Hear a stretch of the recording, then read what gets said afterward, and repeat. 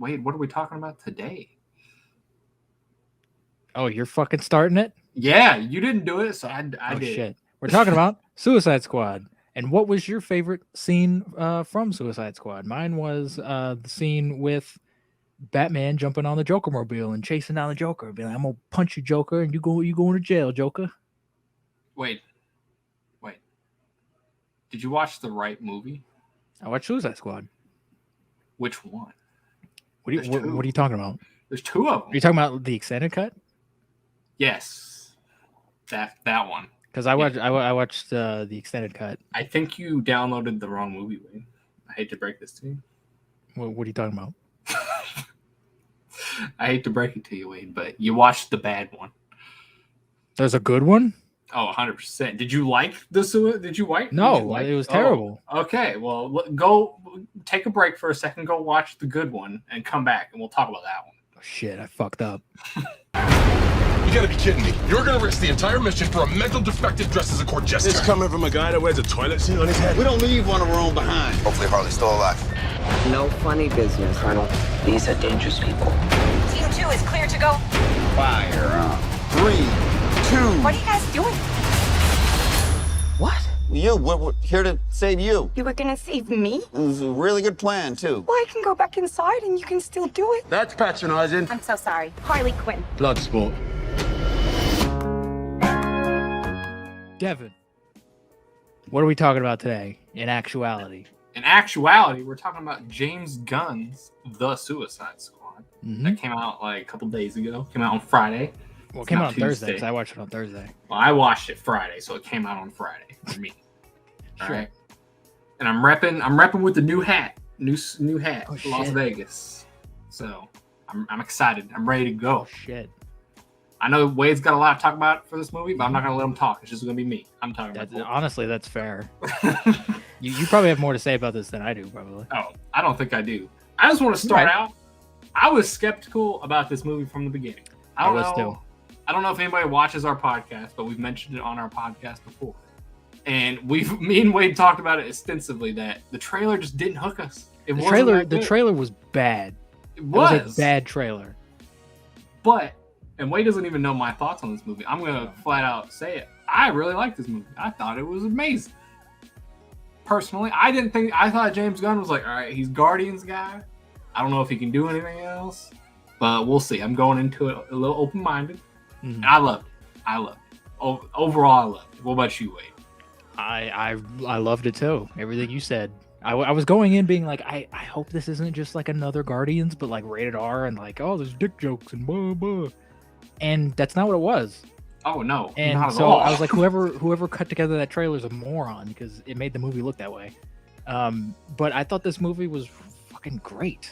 Like, it did exactly what I've said, like, you shouldn't do with the Suicide Squad, but it made it work. Where it's like, because I've said previously on our podcast that like you can't do Suicide Squad because you have to see these people be villains first and then have them be heroes. But this movie does all of that in one movie. And it did it really well. And I was like, okay, so James Gunn just proved me wrong. I'm an asshole now. Not that it wouldn't have been cool to see some scenes, which I will get into later. There's specifically one scene, I know you've mentioned it before, that I'm like, I wish we could have seen that instead of just like one-off saying it. But overall, I like almost every character in this, whereas in the previous Suicide Squad, I didn't care about anybody. So, and they made the same character basically, but better in this movie. Oh, you're talking about Bloodsport? Yeah, I'm just like he was very like it almost felt like a joke that James Gunn right, because I think originally Idris Elba was supposed to be Deadshot, and then I think everyone was like, oh, but what about Will Smith? And they're like, all right, we'll make him somebody else. But he had like kind of the same arc and like story, but it was done way better in this movie. Way better. Is Bloodsport an actual character? Yes. Okay. He's one of those obscure DC characters. He does the same exact thing as Deadshot. Sort of. I honestly think Bloodsport's a little bit more appropriate for the Suicide Squad because Deadshot is kind of just, he just shoots things really good, and Bloodsport kind of seems like he's an all-around, just like he can fight, he can, he's got the guns, but he's also like tactically like appropriate for the team. Like he can punch people, he can hold his own in a fight. I don't think Deadshot could probably like fist fight his way out of a situation. Yeah, I can see that. I can see that. There were I'm trying not to get into spoilers, but like there were just some we'll like get into that later. there was some surprising stuff. I was like, oh, that's a big actor. The first like 5 minutes surprised the fuck out of me, and I loved it. It was. I was great. like, oh, that's a big actor. Oh, he's gonna be around for a while. Nah. I was just like, what? It was awesome. Also, I thought for sure that the villain was gonna ruin the movie, but I was like, nah, it didn't. Really? It really did. Yeah. Because I saw him in the trailer. I don't know if you saw him in the trailer. See, that's the thing. Everyone was kind of like keeping it a secret in like the reviews and stuff, but I saw it in the trailer. Like they showed it. Right. Who They it showed was, it in and I was the like, trailer. okay, it's fucking Starro. Like, all right, cool. Yeah, but I was like, man, how? Because like, how are they gonna fight this thing? That was my whole thing. It's like, how are they gonna like do anything with this? But they did a pretty good job. They did it way better than I expected. And I'm glad that, because I think Starro is like the type of villain that the Suicide Squad should be fighting. They shouldn't be fighting ancient gods from other dimensions shooting laser beams into the sky. They should be fighting a giant like space starfish. Like that's what they should be fighting. What about that thing that came out recently that said they were gonna originally fight Superman? How do you? That's dumb. That's like that? same. That's the same fucking problem that the first movie had. The Suicide Squad should never be like saving the world. They should be just doing like weird, covert, like secret missions, and that's kind of what a majority of this movie is. Like I remember I watched Double Toasted's review on it, and they kind of compared it to the Dirty Dozen. They were like, "Oh, it's kind of like a Dirty Dozen like war heist movie," and I'm like, "That's exactly what this movie is, and that's what it needed to be." I thoroughly enjoyed it, and they made a character that I previously hated, and I was like, all right, she's not that bad. And Margot Robbie, James Gunn, I still think she needs to kind of work a little bit on the acting, because that accent that she's was that bad. That fucking accent she's been doing has gotten progressively worse, and I don't get it. She's doing this like weird Boston accent. I'm like, that's an odd choice for Harley Quinn, but all right, and it's just distracting. I'm not saying she's bad in the movie. I just think like she's almost there. I think if we see her in the role a couple more times, I think she'll kind of nail it. But I think James Gunn did in one scene what Suicide Squad and Birds of Prey couldn't do, and that's actually show that Harley Quinn was fucking crazy. She wasn't just kind of weird and kind of I am quirky and weird. Like she's fucking crazy. And I think that just has to do. This movie with understood James Harley Gunn. Quinn, and yeah, it's because of James, because he understands these characters. I think also James Gunn is slightly crazy, so he knows. Oh, definitely. He knows what's going on. Have you seen any of his like previous work pre-Guardians? That motherfucker's nuts. I have not. I'm sure it is though.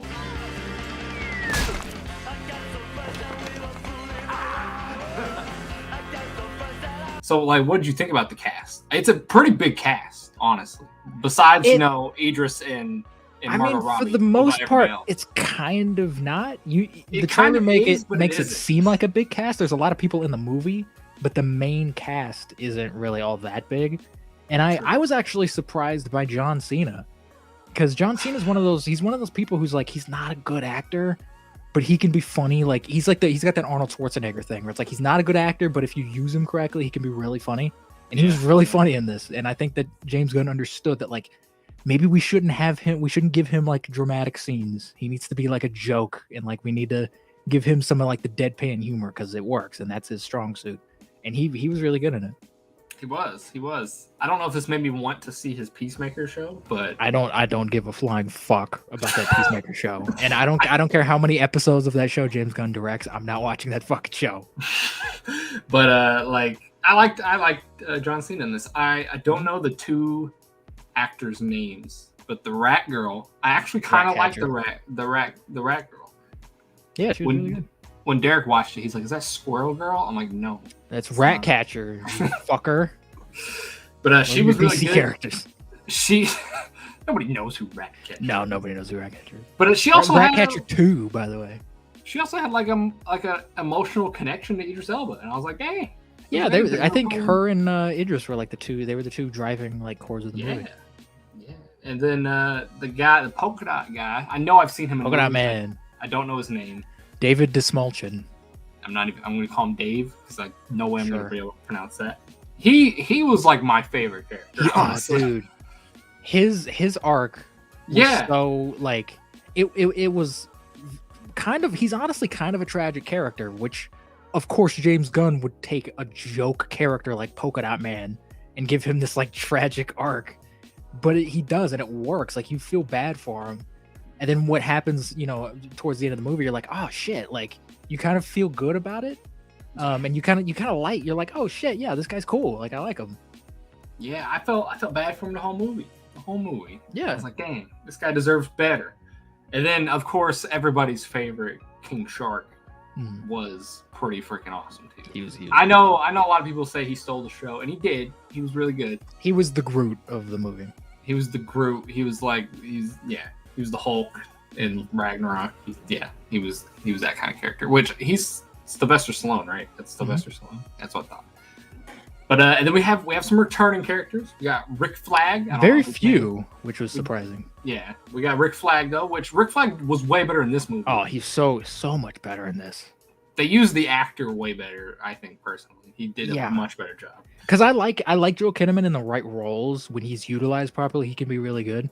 The first Suicide Squad, he just felt like he didn't really want to be there, and he was like, "Oh, I'm depressed, and I'm Rick Flagg, and my girlfriend's like an ancient demon lady." In this one, he's actually like kind of having a little fun, and he's kind of, you feel like he actually kind of cares about these guys a little bit. Like they're a team. Like he actually feels like, oh, we need to work together in order for this shit to work. And like you can tell that like he has a relationship with Harley, he has a relationship with like Captain Boomerang, and all these people that he would have a relationship with because they've worked together already. And it was fun to kind of see him like have that kind of like jokey sort of relationship with these characters, because previously he didn't give a flying fuck about them. No, not at all. I don't even remember what he did in the first movie. I feel like he was just kind of there. Much. He was there to keep tabs on the Suicide Squad, just to kind of like make sure they didn't go rogue or whatever, which is kind of pointless because if they went rogue, you could just blow them up. So it's like, all right.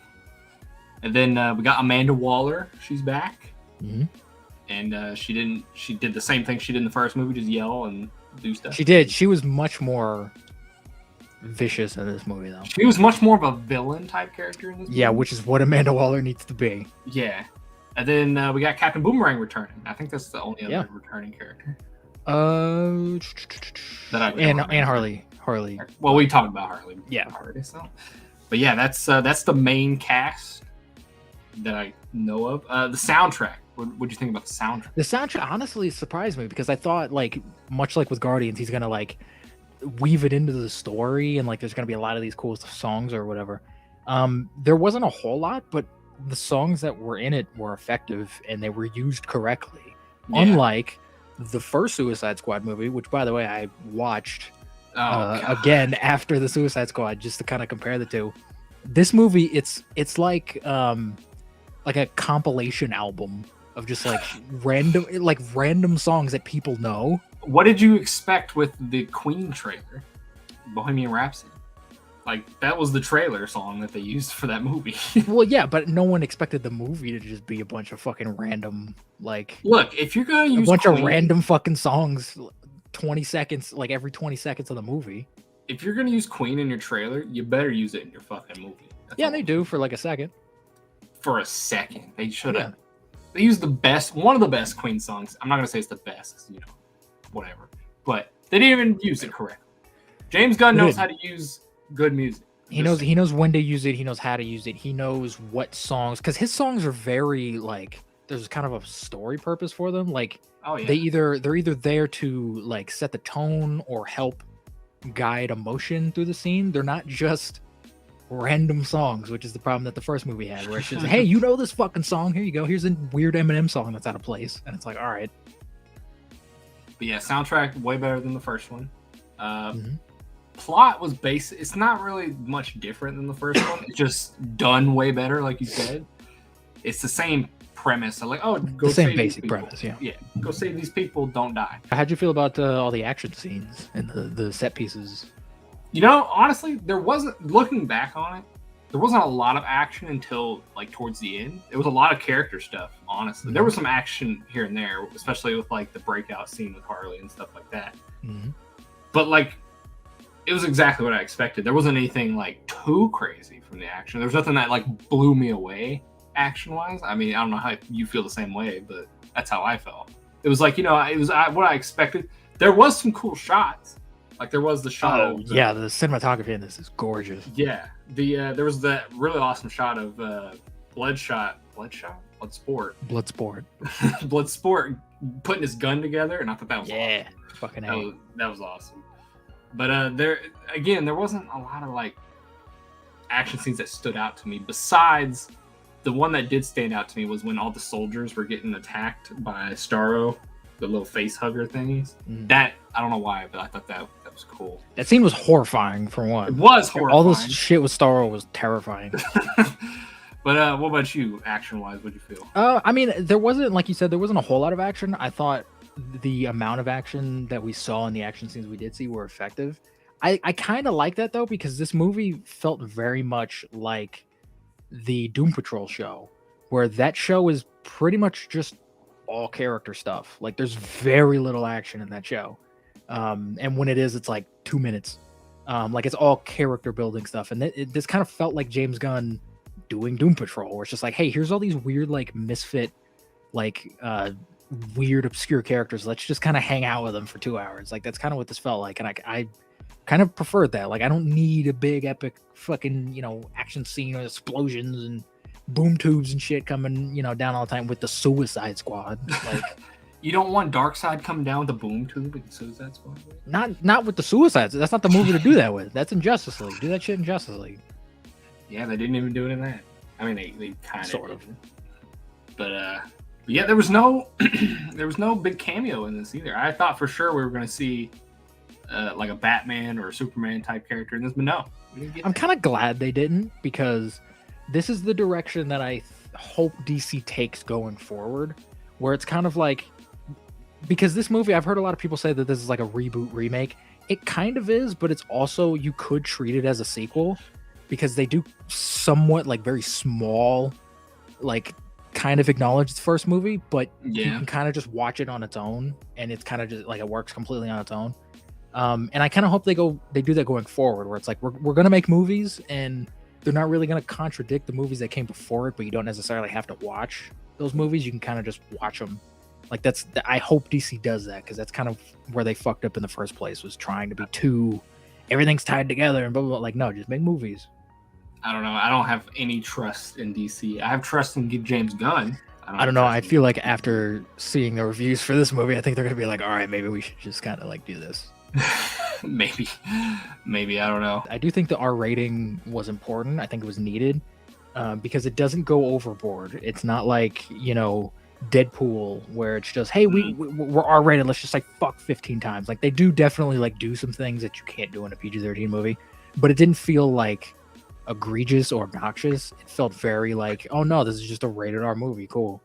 And it kind of felt like a family movie in some ways. Like, there's a lot of like the scene at the end with Ratcatcher and her dad, like, talking about rats and like their purpose. Like, that felt like a Guardians moment, and I was like, this is odd.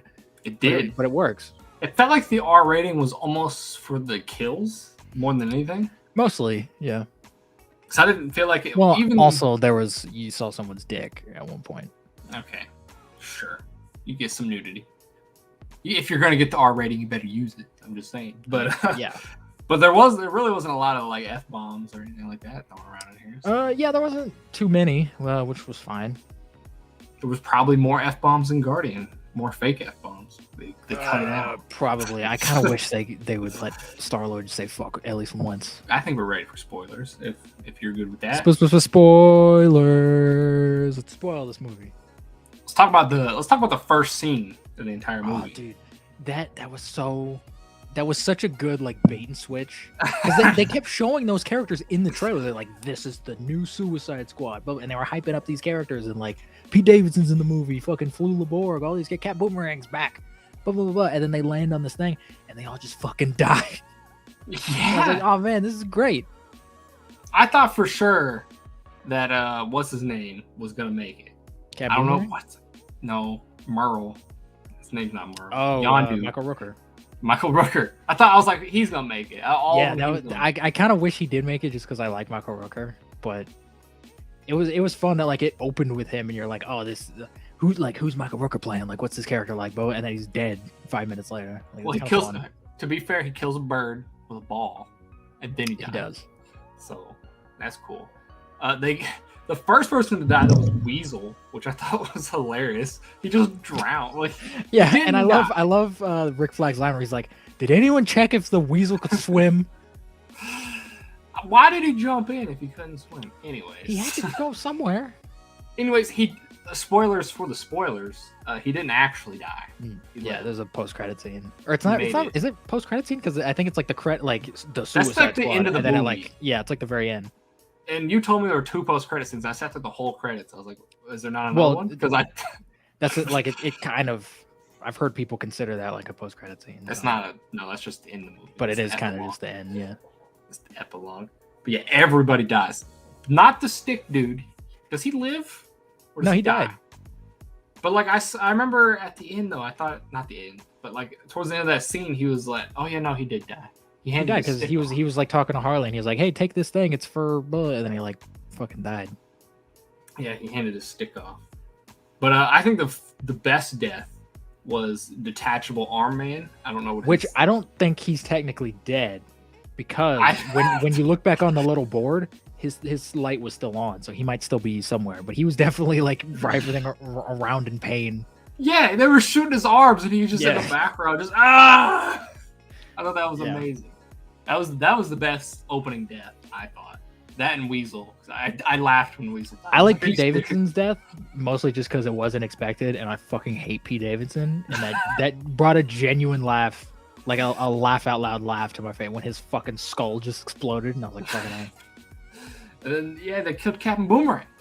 They did. That was the thing where I was like, oh, no one is safe in this fucking movie. Because you would think, like, why would you bring back Captain Boomerang for like a 2-second little scene?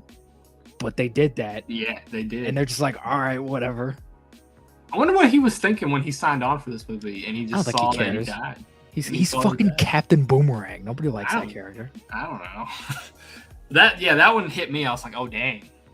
Dang, anybody. Yeah, and it's weird that like I kind of like cared when he died. I was like, oh no, Captain Boomerang's dead. I wouldn't say I cared. I didn't care, but I was like, I felt something where I was like, oh shit, Captain Boomerang's dead. It was more of an oh shit than a like, aw, like he's dead. Like, it was yeah, like, I mean, I don't care about Captain Boomerang, but like, it was neat. It was neat.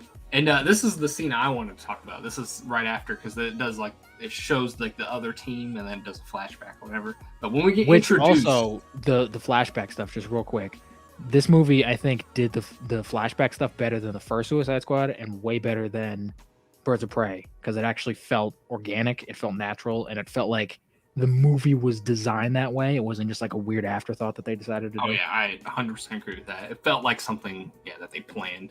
Yeah. But Idris Elba's introduction would have been so cool if we saw him actually shoot Superman. I'm just saying. I like that they mentioned it, like in a throwaway thing. I think if we had a traditional universe, we would have seen that, and that would have been a dope introduction for his character into the universe. I think for this type of movie, even like showing Superman in some capacity is going to make people go, oh shit, well, where's Superman? Why isn't he doing anything? Like blah blah blah. So I think it's kind of like I kind of like that they don't like show anybody else in this movie. It's kind of just, this is the Suicide Squad and that's it. I agree. The note, because people would have been like, oh yeah, Superman, he's the big cameo or whatever, and yeah, people would have talked about that. But like, I feel like you could have done something with like the chopping off the head, or like it's like on the TV in the background type thing. Like, oh, he's like getting wheeled off on into an ambulance or something. I don't know. I just felt like it would have been cool to see, especially if Idris Elba was in a movie before this. Like, I don't know, if he was in a Superman movie or something and he shot him. That would have been dope. And if we had like an MCU universe, we would have seen that. Probably. But or if Warner Brothers was just competent. Like, yeah.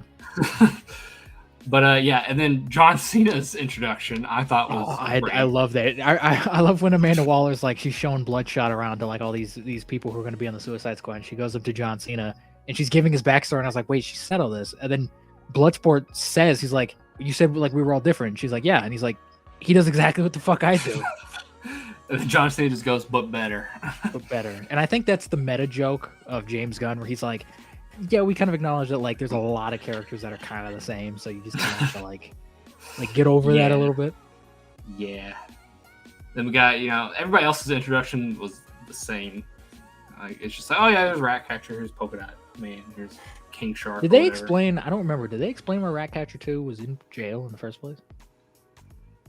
No, I don't think they did. Because she didn't really seem, out of the team, she was the only one that like didn't feel like a bad guy. Right. I don't know. Oh, didn't she say something that was like they considered it inhumane or something? I don't know. I think that was like animal cruelty or something. Yeah, I think that's what. I guess that makes sense. I don't quote me on that, but I feel like that was mentioned or something. It might have been. Maybe. But fun fact, I mean, if you watch the movie, it's not a fun fact, but for people who didn't watch the movie or for some reason watching the spoilers, Ratcatcher 1 is played by Taika Waititi, which I was surprised by that. There's a lot of fun cameos in this movie from other people who have worked with James Gunn and some MCU cameos. Yeah. But when at the end when they showed him, I was like, wait, that's Taika Waititi. Yeah, and it's weird because he's like top billed in the opening credits, but he's in like 2 scenes. Is he? I didn't even notice like when after the big scene of everyone on the beach and it's like doing the opening credits, like his name is there. I was like, okay, he's in 2 fucking scenes. Like, what the fuck? I did not notice that.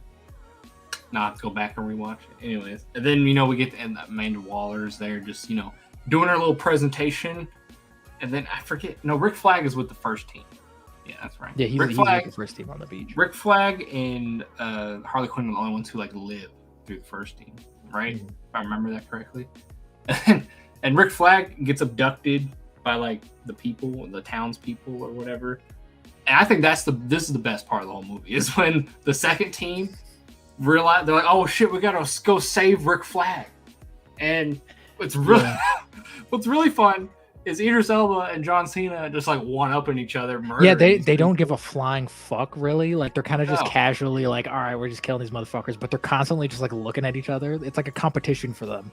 Yeah, it's really fun. That's a fun like character thing for them to both have. Like I think Idris Elba like shoots a toaster into a bathtub. Yeah, or something. That was really cool. And I like that line where Idris Elba, he's talking to Peacemaker and he's like, look, no one cares about like flashy bullshit. And then Peacemaker's like, they do when it's dope as fuck. And he's like, whatever. And then he turns around and he goes, yeah, they kind of do. Like it was really funny. It was. And then I thought was even funnier is when the big reveal, the big twist. It's like they walk in and like, oh, we're here to save you, Rick. And then he's like, I didn't need to be saved. These are good guys. And they're all dead. He's like, did you just kill like my entire militia? He's like, no, of course not. They were dead when we got here. Then King Shark coughs up a finger and it's like, oh fuck. But that's what I like about like this movie more is that these guys are bad guys. Like they do bad fucked up things. Yeah. But you like them. Like they make you even if it was unintentionally bad. They still and they're not like sorry about it. They don't say like, oh, we're sorry. They're just like, oh, they're dead. Like fuck them. We killed them. We can't bring them back to life. And speaking of that, I fucking love how Idris Elba, like when we see him in jail and he's like talking with his daughter, I love how he does not give a flying fuck about his daughter at all. he literally says the line, I don't want you. Like I didn't want you. Like fuck. He's mad. He's not mad that she stole. He's mad that she stole like a little dumb little calculator watch or whatever. Yeah. And I'm like, this guy's a fucking scumbag. But I love steal worth something. And don't get caught. Yeah, he does. You could tell he does care for his daughter because, like, the whole Amanda Waller was like, "I'm going to put her in this prison with you." He cares a little bit, but I think the difference between him and like what they did with Will Smith as Deadshot is that, for one, they're never going to make Will Smith a bad guy. So in the first movie, it's like you never really get the sense that like he's a villain. Because early, like at the start of the movie, he's like, "Oh, I'm trying to redeem myself from my daughter because I love my daughter and I'm trying to change my ways and blah blah blah blah." In this movie, it's like, "No, fuck my daughter. I don't give a shit. Like I'm happy here. Like I don't care. Whatever." Like he's a douchebag throughout most of the movie. I'm like, that's how you're supposed to do that character. Yeah, I really like the murder and the militia scene. That was great. That was fun. And then I think they do, if I remember correctly, is that when they go to the bar after that? Or is there something in between? I don't know. We get some Harley Quinn stuff. And she's we kind of go to Harley Quinn for a little bit. Which I thought this was like a weird like direction that it went for no reason. is that Harley Quinn is like captured by like the evil, like the man in the suit or whatever. It turns out man in the suit's good looking, and like they go on these weird dates and whatever. I'm like, that dude's way too attractive to be like the prime minister or whatever the fuck he was. Right. Like this is like a GQ model. What the fuck is he doing running Mexico? Like, but I was just like, why? I was like, this is a weird direction to take. It started off a little weird, and I was like, all right, what are we doing with this? Like, is this just another excuse to just have Harley Quinn like do dumb Harley Quinn shit? But it does actually like end up like being something more. Like it does. It does. What happens in that scene, like when she kills him, that leads into someone else kind of taking over, and you know, it has a reason. But when you first watch it, you're like, where is this going? Like, what is this? I was like, when she shot him, I was like, whoa. I was like, that was awesome. Yeah. And I love that line from her where she's like, I like, you know, in the past, like I made a promise to myself that like when I see any red flags in a guy, I'm just gonna murder him. I'm like, that's Harley Quinn. That's something Harley Quinn would say because she's fucking crazy. It does feel like a progressive thing after the Joker. That's what you would do. Just like, oh yeah, yeah, I should have probably murdered the Joker. Like, yeah. But yeah, and then she gets actually captured by the new prime minister person, and they're just fucking tasing her, just like she's just hanging, and they're just tasing. I was like, Jesus, are they gonna kill Harley Quinn right here? No, they didn't. There's no fucking way they were gonna kill Harley Quinn. I kind of in the back of my mind, I was like, maybe. I mean, there was a thought that I was like, James Gunn would be the person that would be crazy enough to just be like, hey, WB, fuck you, I'm killing Harley Quinn. But she's too, like, she is the Joker of this franchise. Like, she's going to be around for a long time. Yeah. But James Gunn, I think, did a perfect job of this because you could have easily made the rest of the team come and save her. That could have been but no, they let Harley just murder everyone. No, what I love about that though is that they set up a plan, and like they're setting up this big like epic like we're gonna save Harley like action scene or whatever, and then Harley Quinn just like walks out the door and she's like, hey, what's going on? Like that's of course James Gunn would do that because we just had an action scene of Harley breaking out, so we don't need another one. Like he kind of understands like, all right, we just had one, now we can kind of have a moment of comedy and levity of everybody. That's fucking great, and her action scene was awesome. It was. I loved her just running down the hallway with the machine guns. And unlike Birds of Prey, which by the way is another rated R movie, she didn't walk into a fucking police station with beanbags because she's so quirky and interesting. She had guns and was murdering motherfuckers and was stabbing people because she's fucking crazy. Like I think I talked about that when we talked about Birds of Prey. I was like, Harley Quinn would go into a fucking police station and murder strapped to the nines with guns and just murder everyone with a smile on her face because she's crazy. Like, and that's what she does in this. Like, for the most part, like there are scenes of her where she's just like beating people up and she's like smiling about it. I'm like, it's fucking Harley Quinn. Why did it take so long to get this? Like, it took 3 movies. No, yeah, 2 movies. Well, it took 2, but yeah, 2 movies. Couldn't do it. Nope. Birds of Prey would have been so much better if it was more like this. So much. Oh, definitely. James Gunn should have directed Birds of Prey, man. Should have. It would have probably been fantastic. Anyways. And then maybe I'm going out of order, but I think they're going to the bar next and they're looking for the guy. Yeah, but before we get to the Harley Quinn action scene, they go to the bar. They go to the bar and they they actually had that's when they have the cool moment between Idris Elba and Ratcatcher. Yeah, on the way there, with their little like rinky-dink bus. Yeah, which is the only reason I wanted to bring this up is because I feel like in that moment that's when Idris Elba's character actually has like an arc type thing. He's actually like, okay, maybe I don't give a shit about my daughter, but I'm going to try to save this person. If anybody here, well, it's not really.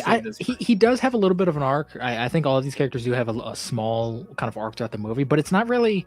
That scene wasn't really like, oh, here's what their arcs kind of are. I think that scene did a really good job of showing that like people are kind of more complex than just good and bad. Like he might not give a shit about his daughter, but that doesn't mean he's like a sociopath. Like that doesn't mean he's just like a weirdo. Like he still does have somewhat of like a good nature about him in some ways, and he does care about some stuff. And I think that was important to show in this movie with all these weird demented characters. Yeah, I agree with you. But yeah, they get the scientist dude at the bar, which wasn't like some stuff happens, but it's not like super important. I like the scene in the bar. I like when Polka Dot Man's dancing. and like they're all like visions Oh, of his yeah. mom. That was Oh, really yeah. creepy. It was really creepy because he sees everyone as his mom. Yeah. And I was just like, oh, that's weird. This movie does have the best your mom joke. It's not really a your mom joke, but it has the best one at the end. But I think I know which one you're talking about. When Idris Elba is like trying to get the whole team to fight Starro, and he's like, "That's your mother." Oh yeah. And he just looks at it, and it's a big, just like it looked like the Marshmallow Puff Man from Ghostbusters. Yeah, Stay Puft Marshmallow Man. Yeah, just wrecking shit. Anyways, they go to like the secret facility or whatever, and do they know Starro is in there, or are they just going to? No, they don't learn that blow it up. Starro's in Jotunheim until like the third act of the movie. Yeah, they just go. They're just going to that building to blow it up. I'm pretty sure. Yeah, I mean they know about Starro because I think no, they don't know about Starro. The Thinker knows about Starro because I was thinking they were briefed on that in the thing, but that's a different scene. The Suicide Squad doesn't know about Starro until they get to the actual base. Yeah, which is when they get to the base is when some shit goes down. Oh yeah, it gets real dark real fast. Real dark, real fast. Basically, the team splits up into two groups. Mm-hmm. One of them's planting bombs. The other one's I don't know what they're doing, but they're going to the basement for some reason, and they see Starro. Well, because the Thinker, he's like that. I'm gonna show you like where all the shit is because he was the one who was like torturing Starro and like doing all the operations and stuff on people. And they go down there, and for one, they got like 100 people just in like a cage. And I'm like, dang, some human trafficking going on over here. That's some messed up stuff. And then who's it's Rick Flagg, John Cena, Ratcatcher, and the Thinker down there, right? Mm-hmm. Yeah. And then the big turning point is the Thinker saying like, "Oh, you're the U.S. government. They were the ones who did this and made Starro or whatever, or kept him a secret." And Rick Flagg's like, "Nah, bitch, that ain't happening. I'm letting everybody know." And John Cena, which was kind of a nice thing for Rick Flag to do because I feel like in the first Suicide Squad movie he would have been like, "We can't let this get out." And this one he's like, "No, we need to tell people." Like, what the fuck? I thought the roles were gonna be reversed. Like, you would think, yeah. I thought Rick Flag was one to keep it secret, and Peacemaker would have been like, no, we're gonna take that out. But no, the roles were reversed. John Cena's whole mission was to make sure that those files got deleted. Yeah, because apparently Amanda Waller had like some side action on Peacemaker where she was like, "Hey, if you do this, like I won't blow your head up." Yeah. But then it starts to go down between Rick Flag and John Cena, and they have a really fucking cool fight. They do. They have a really good fight. That one shot where it's just like on Peacemaker's helmet, and it's just like a one shot little thing. I was like, "Fuck, man, that was genius. That was awesome." Honestly, during this fight, I was like, either one of them could win. I did not expect Rick Flag to die. I did not either. I was like, I feel like Rick Flag's gonna win, even though John Cena's like obviously the bigger guy out of the two of them. Mm. I was like, Rick Flag, I feel like he's gonna win somehow, but no. He got stabbed in the fucking heart with like a piece of glass. It's like a piece of a sink or something. Yeah, that broke. I was like, Jesus Christ, and that one actually like made me sad a little bit because I was like, fuck, I like this guy now. I want to see more of this. You make him likable, then you kill him, and I was like, fuck, man. Right, dude, I was not expecting that at all. I was like, dang. No, it was great. Dang. But honestly, like that was one of the few fights in a movie where I'm like, either one of them could die. Either one of them could win. And that's one thing I will say about the movie is that James Gunn really did a good job of making everyone feel like they weren't safe. Because there were several points throughout the movie where I was like, please don't kill Idris Elba. Because I know that Idris Elba likes to be in movies and die sometimes. Don't, like, because I like his character too much and I like him. Don't kill Idris Elba. And, don't kill this character and don't kill that character. But a majority of them end up dying. And then Ratcatcher ends up seeing it or whatever. Mm-hmm. And the whole building's, like, coming down on top of him while this is happening. Yeah, because the bombs went off. Yeah, the bombs went off. But, yeah, Ratcatcher sees it and she gets, like, the file disc thing and she's there. She's like running and John Cena catches up to her and he's getting ready to shoot her in the face. Mm. I'm like, dang, Peacemaker. He didn't much about Peacemaker had one fucking it was brilliant because it told you everything you need to know about Peacemaker's character. Where he said, I think he was talking to Idris Elba, it was like right as they like landed on the beach and they were like it was like right after they did all the dick joke stuff between him and Bloodsport where he was like, I love peace more than anything. I don't care how many women and children I have to kill to get it. I'm like, that tells you everything about that character, that he's a fucking psychopath who doesn't even he doesn't understand what peace is. Yeah, That's awesome. 100%. And when you're watching the movie, you're sitting here like, man, he's gonna shoot Ratcatcher right in the face. He's gonna shoot her. And then we do another like cut flashback thing, which I thought that was another good use of it. I felt like, because you could it leaves the tension going a little bit. Yeah, you could have played them both at the same time, but no, I get it. I understand. I wouldn't have played them both like consequential to each other. I like the fact that he showed one side and then flashback and showed the other side. Yeah, I like that. But not much happens besides this was one of the funniest things that happened. I thought was that they killed the bus King driver. Shark thing. No, not the. I thought it was funny that they killed the bus driver. Yeah, Milton. Yeah, they killed Milton, and everybody's just like arguing, like if Milton, like why was he there? Like why was Milton? Why was he with us? And I was just like, it makes 100% sense. Why was he there? He's the bus driver. The King Shark thing was pretty good, dude. That was funny because it was so fucking random and out of left field. Why is there a giant aquarium? Like a whole floor? I don't know. But that's also like, that made me kind of sad because it was like, oh, he's like happy here. He wants to be with his little fish friends, and then they turn on him, and I was like, fuck that. Yeah, they start like eating him. Yeah, and I was like, dang. I was worried they were gonna kill King Shark in that moment. Yeah, I was like, dang, he's gonna get eaten by piranhas. But basically the building starts coming down. I forget how it blows up. I know there's bombs, but like, why did the bombs go off? I think like one of them malfunctioned, or somebody shot one of them or something. Oh, Polka Dot Man, he did it. He threw those two leftover ones, and then they like exploded. Yeah, that's what it was. Anyways, Idris Elba is like on the verge of like falling off the building because the building's coming down or something. Yeah, and he's falling like each story. I love right before that where he's just like he's like fuck, like he's like slowly falling. I thought that was great. But yeah, you're right. He just like falls like each story down. I'm like, that's a little coincidental, but I can believe it. But that was James Gunn being like, hey, he would be dead in this scene, but like we're playing up the fact that this is a movie, like. Yeah. And of course, another coincidence, he lands right in front of John Cena. Yeah, and that shot was so dope when he just lands and he's like, fucking hey, I'm fucking Idris Elba. And again, I was at this point I was worried. I was like, who's gonna kill who in this situation? Heads. And I thought they did it really well with the two gunmen.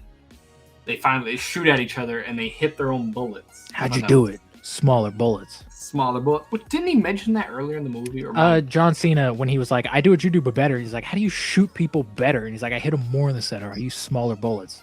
So it was kind of a fuck you to John Cena. I was gonna say, I thought I remember somebody mentioning that. But yeah, he gets shot in like the neck or something. Yeah. Which that does not feel like the way to go. No. Spoilers again, John Cena lived through that neck bullet. Yes, yeah. Somehow. I don't know how he didn't bleed out, but I don't know, movies.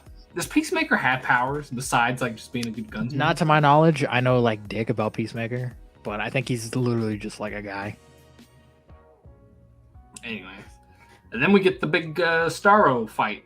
Starro breaks out after that, which, again, you mentioned earlier that scene was horrifying when he breaks out. All of the scenes with Starro were terrifying. Like when they first show, when it's like the Mexican government or whatever, like showing the footage of them like getting Starro, that was terrifying because it was silent, and you just saw these like astronauts like taking pictures with it, and then all of a sudden these little like things came around and like attached to their face.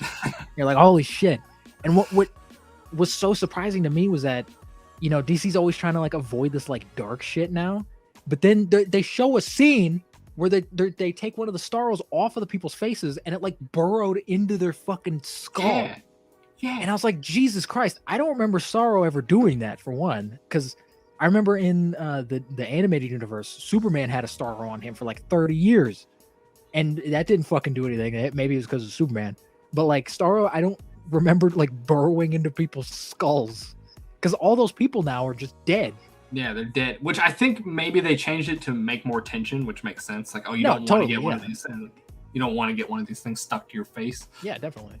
I love how it just comes out of his armpit too. I'm like, oh, that's kind of gross. Like, But yeah, Starro looked pretty good CGI wise. I mean, like he looked appropriate. Looked like a giant starfish. That's probably where all the money went. Probably. But nobody gets like face hugged in this. No main characters, at least not that I remember. All the like military people. That would have been kind of interesting if like one of the characters went out that way and maybe we had a fight between like Bloodsport and Polka Dot Man or something, because they had to fight each other or whatever. Like that could have been kind of neat, but they didn't really need to do that. No, they didn't need to do that. But did they mow down some of the like military people when they got the? They mowed down like all of the military people, and King Shark like ate one of them. Yeah, that's what I thought. But yeah, they didn't really do much with like the Horde. I mean, like the Starro Horde. I mean, like they used it a little bit, but like that wasn't like the main focus. They were like, we gotta kill the big one. Well, I mean, Starro, the people couldn't really do anything. Starro only did that so that he could get bigger and more powerful. True. Because they established early on that like the more information he collects, the bigger and stronger he gets. So I don't think Starro like gave a fuck about like, oh, Horde, attack them. I think he was like, if I get big enough, I could just smash this whole fucking place. I'm gonna smash it. I'm gonna wreck it. Anyways, we totally skipped like I thought was one of the best parts of the movie was when Starro was like attacking the city or whatever, and Amanda Waller was like, "All right, your mission's done." Like, come home. I love that. She's like, "All right, we're done. Fuck it." Yeah, fuck that island. Like, we're out. Yeah, everything's fucked. Let's go. Let's never like acknowledge this again. No one can know about this. And Idris Elba, for a little bit, he's like, you know what? Yeah, fuck. Yeah, at some point, and that's what I like about his character because at first I thought I was like, oh, okay, he's just gonna say fuck it and go home and like, all right. But then he has that little thing where he's like, fuck, like no, I can't. Like, yeah. And Amanda Waller's like, I'm gonna blow your head off, and then everybody joins Idris Elba, and she's like, I'm gonna blow all your heads off, and then some chick or dude, I don't remember who it was. Oh yeah, like one of her like office people or whatever. Hit her hard with a golf club. Yeah. Like she's dead. Like you hit her in the head with a golf club. She's dead. Which, well, I mean, the lady that hit Amanda Waller with the golf club's probably dead now because once Amanda Waller wakes up from that, you're dead. Yeah, you're dead. You don't hit Amanda Waller. Like you're fucked. And I don't think we see her after that. Like I don't think we see her before that. I think that was like the only scene. No, she was kind of just like in the background. Was she? She had a couple lines before that. But yeah, she straight up like swung all the way back and hit her. Yeah, she's dead. She broke her skull. She's dead. But and then the Suicide Squad. Then we do the Suicide Squad versus Starro. Like it literally pops up. That was fun on the screen. And Idris Elba has like a little like leadership moment. Whereas he said earlier he was not a leader. I ain't no fucking leader. But he is. He's a leader. He made a plan. It didn't work very well, but he made a plan. No, it didn't, but it all worked out in the end. Sure, he did not know that was going to happen. No, he got by the seat of his pants, which I also kind of like that he's not this like he's not Batman. Where Batman like Batman will have a plan, and then if that plan fucks up, he already has like 4 more plans laid out. Where he's like, all right, that fucked up, let's do this, and blah blah blah. It's like no, it's like my plan fucked up. Like I don't shoot it. I don't know. Like he just tells King Shark like just go bite it. Go do it. Go do your thing. Go do your thing. Go bite it. Yeah. And then he's got Polka Dot Man, attacking her or whatever. And then that's when the best Polka Dot Man scene pops up. He's like, this scene, I'm a honestly, superhero. That scene honestly like almost made me cry a little bit. Because it was like the full realization where he's like, oh, I'm not this like fucking weirdo. Like I can be something interesting and make a difference with my weird polka dot powers and shit. And then he dies. And I was like, fuck, man. Dude, I saw it coming though. Like as soon as he yelled no, at the I saw it coming. I was like, the little tentacles gonna come down and smash him. But like that was such a beautiful moment where he's because I think that's the only time in the movie you see him smile ever. That's the only time he shows any emotion. Yeah, he's usually just like, oh, I'm like fucking polka dot man, blah, blah, blah. And that he was like, oh fuck, whoa, like, yeah, it's fucking James Gunn, man. James Gunn, man. I don't know what Ratcatcher's doing through most of this plan, but she's just kind of chilling in the back. She's summoning the rats to go into Starro's eye. Not yet. that was like last minute type thing. True. She was just walking around. I don't know. And Harley Quinn's on the rooftop with her stick that she got from the beginning of the movie. Yeah. Spear thing, just stabbing things. Anyways, Ratcatcher's like the savior of the movie, which I would have never guessed ever. She just summons like a horde of rats to just eat or bite Starro or whatever. They go into his eye and they they go bite into all the fucking his brain and shit. Yeah.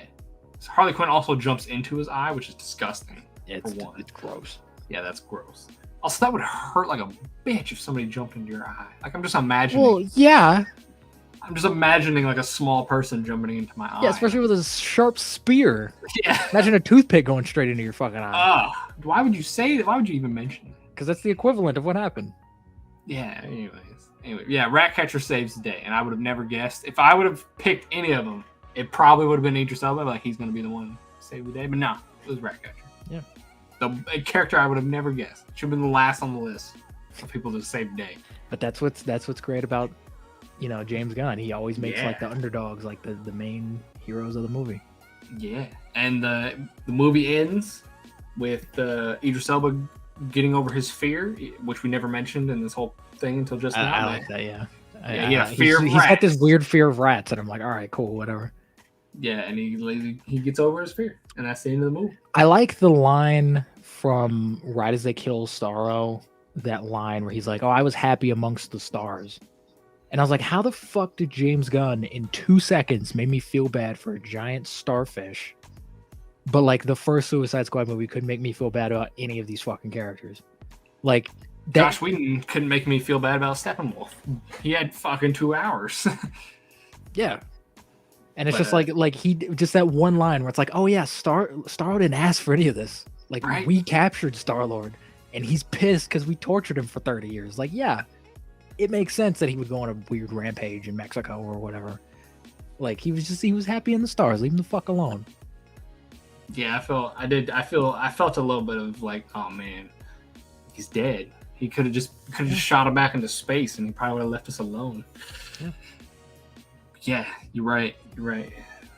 James Gunn, I applaud you. Like, you did a good job. I'll admit. You did a great job. I was one of those people that was like, this movie's not gonna work. Even with James Gunn, it's not gonna work. But he did it. He made it work. Going in, I was like, is this gonna be the first James Gunn movie where people are like, maybe this didn't quite work? But no, I was fucking wrong. Is there anything you would change at all, or do you think this is like nothing to make this better? I think there's some of the look of the movie. It was clearly intentional because the whole fucking movie looks this way. But there are some shots where it's really white, and it kind of looks like as they were filming it, like there were like scenes that were overexposed. Obviously, that was intentional because a majority of the movie looks that way, and James Gunn knows what the fuck he's doing. But there were some scenes where I was like, that just looks not great. Like you could make that look a little bit better, like tone it down a little bit, tone down the brightness just like a tiny bit. Don't make everything look like it's fucking blown out to shit.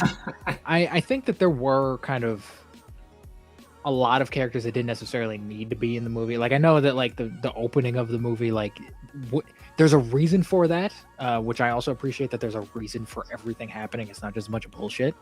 But I feel like there could have been more screen time devoted to some other characters, especially the fucking main Suicide Squad movie or the main Suicide Squad team, where it's like you cut down like some of the, like we didn't really need the Thinker in the movie. Like I understand he served a purpose, but like you could have substituted that with somebody else, or they could have just found the fucking lair because they were going there anyway. Yeah. So like you could have just wrote it a little different. Like we didn't need him. And also, it's weird that if you do treat this as like a reboot, it doesn't really give you any backstory on Harley Quinn, or it kind of like subtly like kind of tells you what the Suicide Squad is like as a whole, but not really. Like it kind of it kind of makes you like as you're watching it, expects you to kind of have some knowledge of some of this to a certain extent. Because it doesn't spend time on Harley Quinn, or doesn't spend a whole lot of time on Bloodshot. We get that one scene early on, and that's kind of it. And Ratcatcher gets one little scene, and like they don't really spend a whole lot of time on character development. But I'm kind of okay with that, I'm kind of like back and forth on it because the first movies focus too much on character development with all these fucking characters and shit. But in this movie, it's like you kind of need a little bit, like, in order for us to, you know, see the arcs kind of a little bit more naturally. Like, there were arcs in the movie, and they're there, and they're really well done. But I think we needed to see a little bit more of like Bloodsport before he was actually on the team, whether it was him in action doing shit or him having a conversation with his daughter. Extend that out a little bit more. How does he actually feel about his daughter? Does he give a shit? Is he just kind of like, hey, she's a kid, you can't kill kids, fuck him? Does he not like kids? Or like, is it just like why does he hate his daughter? Like, what, like, just a little bit more depth in some of these characters. I feel like they could have used a little bit more. I like them, but they could just a little bit more. A little bit more. And honestly, that if Warner Brothers was competent, they would have put him in previous movies and we would have got that. Yeah. But yeah, that's the thing. In a perfect world, he would have gotten 2-3 movies before this, and then so we wouldn't need that. But and I hope we see him again. We might. James Gunn worked with what he had, so yeah, and he fucking nailed it. I think he did a good job with it. He did. I'm excited for Guardians 3. I'm excited to see what he brings to the table. Yeah, it's gonna be a little interesting to see Guardians 3, especially now seeing like what he can do in a more kind of mature setting. I mean, the Guardians movies are kind of like as mature as they can be within reason for the MCU. But this is a completely different, like, this didn't feel like a Guardians movie. Like, the style is totally different. The characters are different. Like, the only real thing that makes them kind of similar is just the fact that it's like, oh, it's a bunch of misfits going on a team and blah blah blah. But like, these guys are still bad guys at the end of the day. Like, they're still shitty, like, horrible, criminals. Like, do you think that we'll see James Gunn back in DC? Well, James Gunn's already said that he wants to come back, and I think WB wants him to make as much as possible for them. Do you see a Suicide Squad 2? Or I guess 3 at this point? I don't know. I kind of want, like, I think after Guardians 3, I'm kind of done with James Gunn doing comic book stuff. I kind of want him to go back to doing original stuff again. Just because, like, we've seen, like, all right, we get it. You've nailed comic books. Like, you get it. I want to see him, like, do other stuff. Like, it's almost, like, too easy for him at this point. It's like, Albert Einstein playing chess. It's like, all right, we get it. Like, you know what you're doing. Like, I want to see James Gunn, like, challenge himself a little bit, do something different. The Russo brothers with big team up movies. Like, we get it. Like, yeah, we know how to do it. We know. You've made 3 of these fucking things, and they've all been great. Like, all right. I've heard rumors of him, like, he maybe wants to do like a Superman movie or a Batman movie or whatever. I don't think he necessarily should do that. I think he works a lot better with these more obscure characters. I think he works a lot better with characters that no one's heard of. Yeah, and making them likable, aka the Guardians, aka everyone in the and Suicide because Squad. with those type of characters, you're able to do whatever the fuck you want with them. People, that's usually what James Gunn does. People have an expectation when they go into a Superman or Batman movie. Yeah, they don't want to go into a Batman movie and have Batman say like dick jokes or something like. Which it would be funny to see because it's not something we've ever seen before. But I mean, James Gunn could pull it off. He could make it work, but people would be they'd be like, "That's not Batman. Fuck that." This isn't the Dark Knight. What the fuck? Like, yeah, it's like, well, that's the point. But the point. And I also I'm just kind of like done with Batman movies for the time. But like, I'm gonna go see the Batman because it looks cool. But like, I am a little bit more interested in the more obscure characters of DC, like Doom Patrol. Season 3 is coming next month. I'm fucking excited for that. Like, I want more. I want DC. I think they found their thing, and that's taking these weird obscure characters and just doing little character stuff with them. That's kind of what they need to do going forward.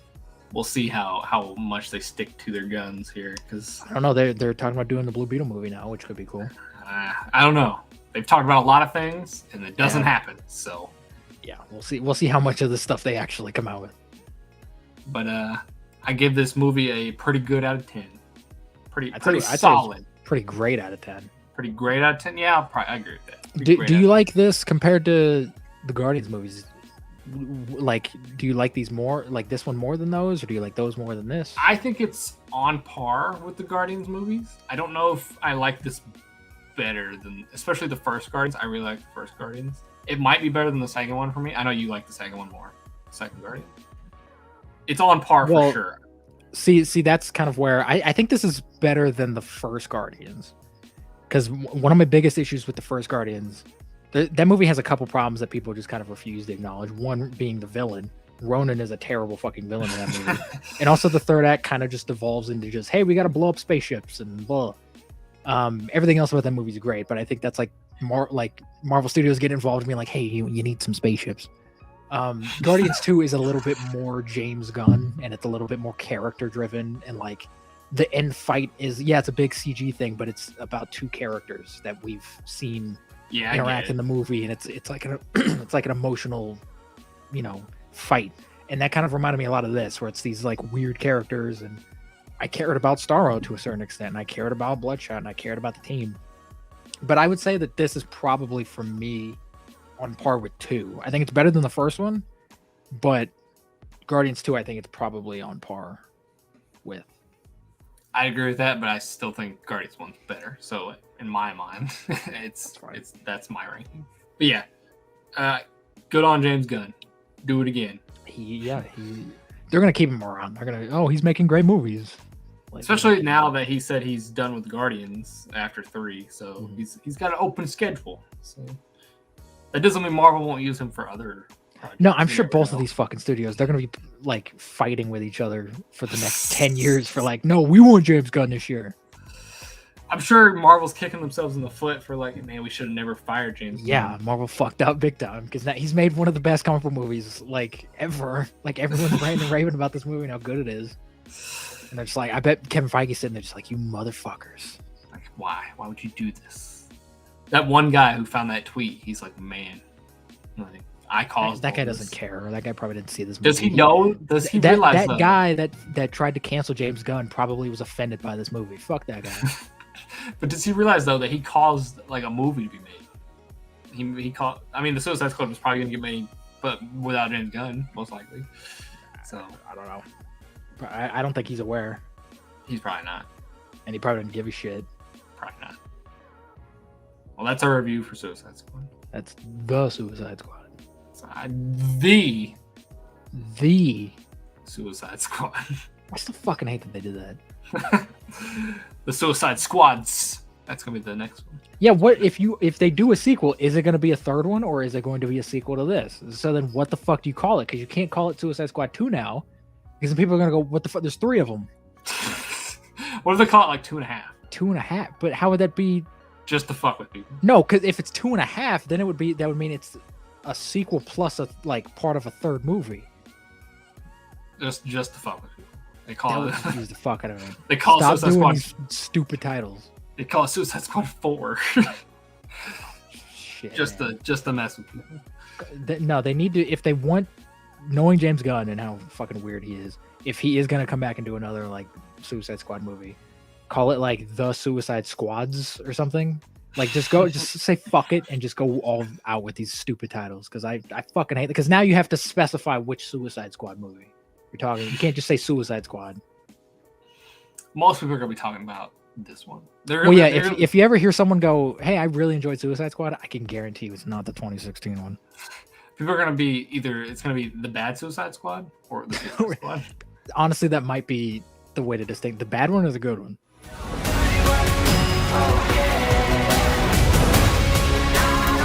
This is suicide. Well, that's kind of our thing.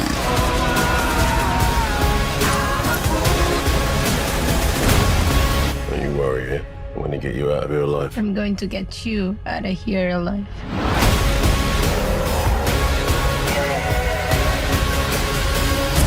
Oh my god! We've got a freaking kaiju up in this shit! Uh-huh. We love the rain. It's like angels are splooching all over us.